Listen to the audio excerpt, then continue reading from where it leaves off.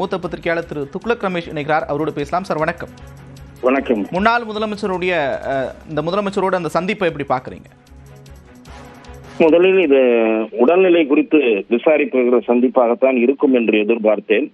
ஆனால் இப்போது அரசியல் ரீதியாகவும் அவர் சில கருத்துக்களை திரு ஓ பன்னீர்செல்வம் அவர்கள் பேசியிருக்கிறார்.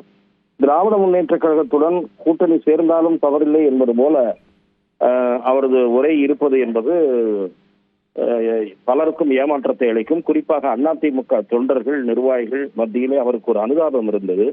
அவர் இந்த தங்களுடைய அணியில் இருக்க வேண்டும், திரு இபிஎஸ் அவரை சேர்த்துக் கொள்ள வேண்டும் என்று முக்கிய பிரமுகர்கள் கூட எதிர்பார்த்தார்கள். அப்படி இருந்த நிலையில் இன்று காலை அவர் தேசிய ஜனநாயக கூட்டணியிலிருந்து விலகுவதாக அறிவித்துவிட்டு மாலையே முதலமைச்சரை சந்தித்து அரசியலில் எது வேண்டுமானாலும் நடக்கலாம் என்பது போல கருத்து தெரிவித்திருப்பது என்பது நிச்சயமாக அரசியல் விமர்சகர்களால் இது ஒரு திருப்பமாக பார்க்கப்பட்டாலும் அதிமுக தொண்டர்களுக்கு திராவிட முன்னேற்ற கழகத்துடன் அவர் சேருவது என்பது அவர் மீது இருந்த பழி உணர்ச்சியை இழக்க செய்யும். அவர் மீது ஒரு அனுதாபமும் பரிவும் இருந்தது.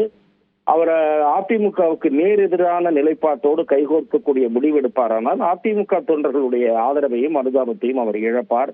ஆனால் அரசியல் ரீதியில் திமுகவுக்கு அது பயன்படக்கூடிய முடிவாக இருக்கும். இல்ல, மரியாதை நிமித்தமான ஒரு சந்திப்பு, உடல்நலம் சார்ந்து விசாரிப்பதற்கான சந்திப்பு மட்டும்தான் அப்படின்ற விளக்கத்தையும் அவர் கொடுத்திருக்கிறார். அதே நேரத்தில் இந்த சந்திப்பை வச்சு ஒரு திமுக கூட்டணியில சேருவதற்கான வாய்ப்பு இருக்கு அப்படின்னு ஒரு முடிவு வர முடியாதுல்ல? இல்ல, அவர் அதே பேட்டியிலே என்ன கூறியிருக்கிறார் என்றால், அரசியலில் நிரந்தர நண்பர்களும் கிடையாது, எதிரிகளும் கிடையாது என்று கூறியிருக்கிறார். அதையும் சேர்த்தேதான் நாம் இணைத்து பார்க்க வேண்டும். என்னை பொறுத்தவரை அவருக்கு முன் உள்ள வாய்ப்பு தாவேகா என்றுதான் நான் உட்பட சில அரசியல் விமர்சகர்கள் நினைத்தோம். இப்போது திமுகவும் ஒரு வாய்ப்பா என்று யோசிக்க வைக்கிற அளவுக்கு அவரது செயல்பாடு அமைந்திருப்பதாகவே நான் பார்க்கிறேன். மொத்தத்தில் அவருடைய செயல்பாடு அதிமுக பாஜக கூட்டணிக்கு கொஞ்சம் பிளவு ஏற்படுத்துமா அல்லது சேதாரத்தை ஏற்படுத்துவதற்கான வாய்ப்புகள் இருக்கா? நிச்சயமாக சேதாரத்தை ஏற்படுத்தும் என்றுதான் நான் பார்க்கிறேன்.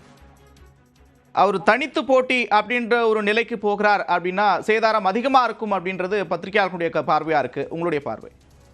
இல்லை, அவர் தனித்து போட்டியிட மாட்டார், அந்த ரிஸ்கை எடுக்க மாட்டார். அவர் தாவேகாவுடன் கூட்டணி போக வேண்டும் அல்லது திமுக அணியில் இடம்பெற வேண்டும். இதுதான் வாய்ப்பு. திமுக அணியில் இடம்பெறும் வாய்ப்பு கூட இப்போது புதிதாக திரு முதலமைச்சர் காலையில் பார்த்துவிட்டு மறுபடியும் மாலையில் பார்ப்பதால் எழுகிறது. ஆகவே நாம் பொறுத்திருந்துதான் பார்க்க வேண்டும். என்ன இருந்தாலும் அவர் எந்த பக்கம் போனாலும் அதிமுகவுக்கு அது இழப்பு ஏற்படலாம். தொடர்ச்சியாக பாமன் பாலத்தை திறந்து வைக்கக்கூடிய நிகழ்வாக இருக்கட்டும், தற்போது கங்கை கொண்ட சோழபுரத்துக்கு பிரதமர் வருகை தந்த அந்த நிகழ்வாக இருக்கட்டும், இரண்டு முறையும் அவர் சந்திக்க முயற்சிகள் மேற்கொண்டார். பாரதிய ஜனதா கட்சி அவரை உரிய முறையில் மரியாதையுடன் கௌரவத்துடன் நடத்தவில்லை என்பது துரதிருஷ்டவசமானது. பாரதிய ஜனதா கட்சி தன்னுடைய கூட்டணியில் கடந்த தேர்தலில் போட்டியிட்டிருந்த ஒருவரை கைவிட்டிருக்கிறது என்பது பாஜக ஒரு பழிச்சொல்லுக்கு ஆளாகும். இது தேர்தல் களத்தில் எப்படியான தாக்கத்தை ஏற்படுத்தும்? மறுபுறத்தில் எடப்பாடி பழனிசாமி தொடர்ச்சியாக ஓபிஎஸ் திமுகவினுடைய பி டீம் அப்படின்ற ஒரு விமர்சனத்தை வச்சுக்கிட்டே இருந்தார். இப்ப அந்த சந்திப்பு நடந்திருக்கு.